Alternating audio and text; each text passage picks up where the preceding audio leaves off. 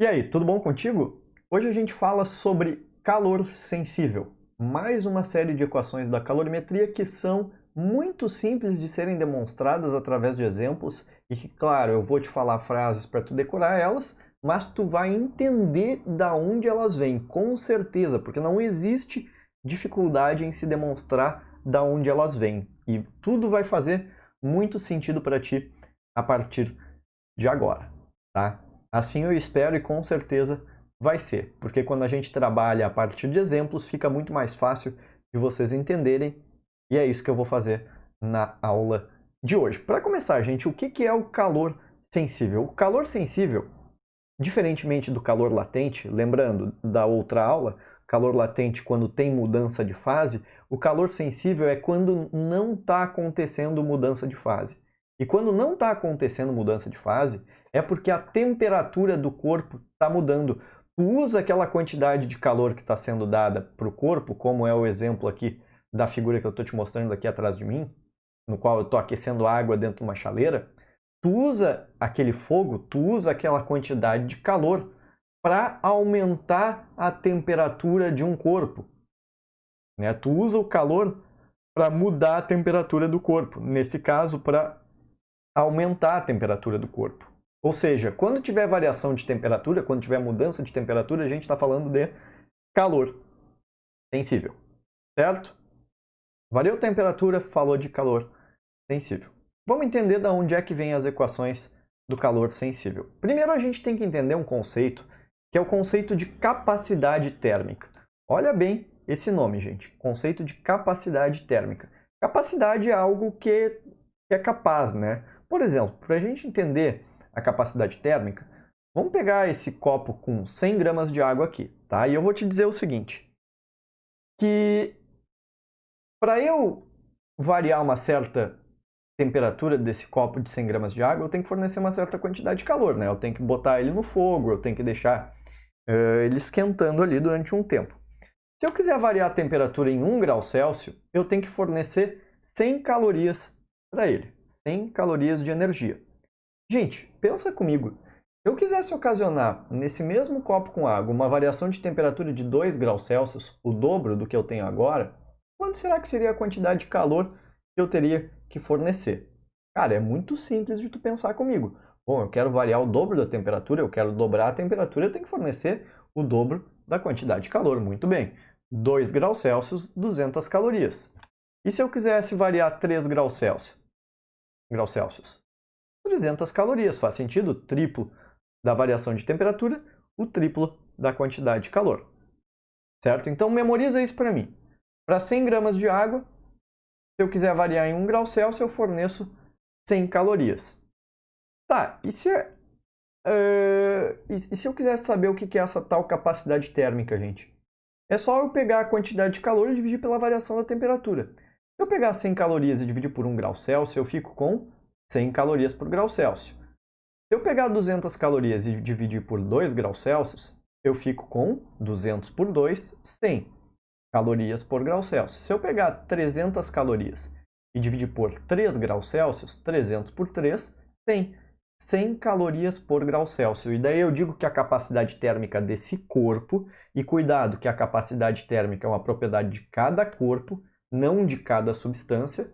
Por exemplo, se eu tiver um copo com água, com 100 gramas de água, e uma garrafa de água com 300 gramas de água, cada um dos corpos vai ter uma determinada capacidade térmica. Tá? E é isso que a gente vai ver agora. Então são 100 calorias por grau Celsius para esse corpo aqui. Agora, gente, se eu tivesse uma garrafinha com água de 300 gramas de água e eu quisesse ocasionar uma variação de temperatura de 1 grau Celsius, quanto será que seria a quantidade de calor que eu teria que fornecer? Será que eu teria que fornecer mais de 100 calorias ou menos de 100 calorias para os 300 gramas de água? Pô, mais, né? Tu tem mais massa, é mais difícil de tu aquecer. Tu precisa de mais energia. Quantas vezes mais será? Se tu tem 3 vezes mais massa, 3 vezes mais energia. E daí para 1 grau Celsius, eu preciso de 300 calorias. E se fosse 2 graus Celsius? 600 calorias. E 3 graus Celsius, 900 calorias. Gente, quanto é que é a capacidade térmica deste corpo aqui? é de 300 calorias por grau Celsius. Se eu pegar 300 calorias e dividir por 1 grau Celsius, com 300, 600 por 2, 300, 900 por 3, 300. Ou seja, para cada grau Celsius que eu queira variar a temperatura deste corpo aqui, eu tenho que fornecer 300 calorias. Equação da capacidade térmica. Capacidade térmica é a quantidade de calor para ocasionar uma determinada variação de temperatura. E é uma característica do corpo e as unidades são dadas aqui. Calor é caloria, quilocaloria, joule, quilojoule. Variação de temperatura vai aparecer em graus Celsius. E daí a capacidade térmica pode aparecer em caloria por grau Celsius, quilocaloria por grau Celsius, joule por grau Celsius, quilojoule por grau Celsius e por aí vai. Gente, tu só não pode misturar as coisas. Como assim? Se ele te der uma capacidade térmica em quilocaloria por grau Celsius, a tua variação da temperatura tu tem que usar em graus Celsius.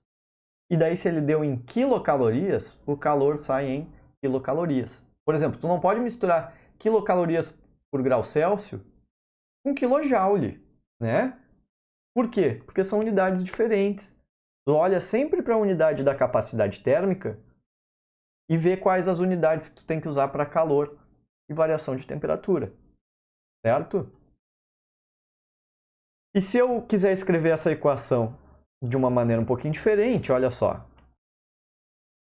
Eu pego a variação da temperatura que está dividindo, passo multiplicando e eu fico que a quantidade de calor é igual a produto da multiplicação da capacidade térmica e a variação de temperatura, certo? Muito bem. E o calor específico? O calor específico, como diz o nome, é uma propriedade de cada substância. Por exemplo, se a gente pegou a garrafinha com água, que tem uma capacidade térmica de 300 calorias por grau Celsius, e dividir pela massa de 300 gramas, 300 por 300 dá 1. A gente fica com 1 caloria por grama por grau Celsius. Ou seja, eu tenho que fornecer 1 caloria para a água, para cada grama que eu queira variar em 1 grau Celsius a sua temperatura. E essa é uma característica da água. Se eu pegar o copinho com água, cuja massa era de 100 gramas e a capacidade térmica era de 100 calorias por grau Celsius, e eu dividir 100 por 100, eu fico com 1 caloria por grama grau Celsius. E daí, o calor específico que a gente usa essa letra C minúscula, nada mais é do que a razão, a divisão entre a capacidade térmica e a massa. E daí o calor específico vai aparecer em caloria por grama grau Celsius, quilocaloria por grama grau Celsius, quilojoule por quilograma grau Celsius, quilojoule por grama grau Celsius, faltou um grama aqui, mas tudo sob controle, tá? Não sei por que não apareceu, né? Provavelmente porque eu esqueci de digitar, tá? Mas aparece sempre a unidade de energia, massa e temperatura, tá? E aqui as unidades da capacidade térmica e unidades de massa. Muito bem, eu posso reescrever essa equação aqui, ao invés de escrever que o calor específico é a capacidade térmica pela massa, eu posso escrever que a capacidade térmica é o calor específico vezes a massa, né? Eu pego a massa que está dividindo, passo multiplicando. Por que eu faço isso, gente? Eu faço isso para botar nessa equação aqui que a gente tinha visto anteriormente. Olha bem, se eu quiser botar a capacidade térmica e fazer aparecer ali naquela equação o calor específico, eu pego a capacidade térmica, é a mesma coisa que o calor específico vezes a massa.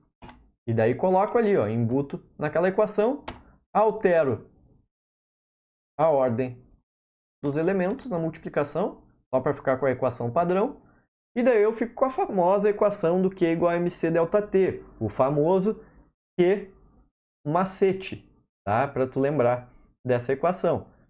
Por que eu geralmente escrevo essa equação assim? Porque geralmente os problemas são, seja um corpo de massa 30 gramas, que vai ser ocasionada uma variação de temperatura nele de 10 graus Celsius, cujo calor específico é tanto. Calcule a quantidade de calor. Geralmente o que a gente quer calcular é a quantidade de calor. E daí é importante que o calor esteja ali já isolado na igualdade, né? Para tu calcular ele mais facilmente.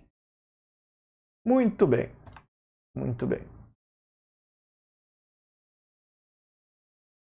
Seguindo o baile aqui.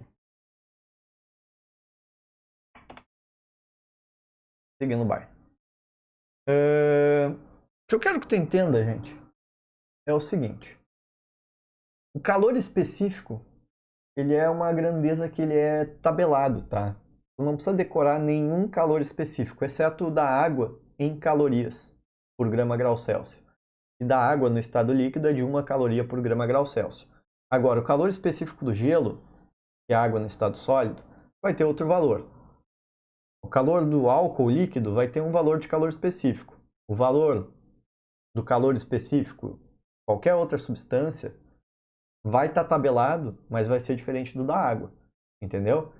E daí, esses dados são sempre colocados no problema do calor específico, porque ninguém tem que decorar, exceto o da água, tá? Entendido isso? Se quiser ver exercícios sobre essa parte da matéria, aqui no canal tem relativamente bastante exercício, se eu não me engano 12 ou 15, ou talvez mais, né? Porque eu sempre vou colocando cada vez mais exercício, então nesse momento pode ser que tenha 12, 15, mas amanhã tenha 25, 30. Tá? É só procurar aqui que tu acha.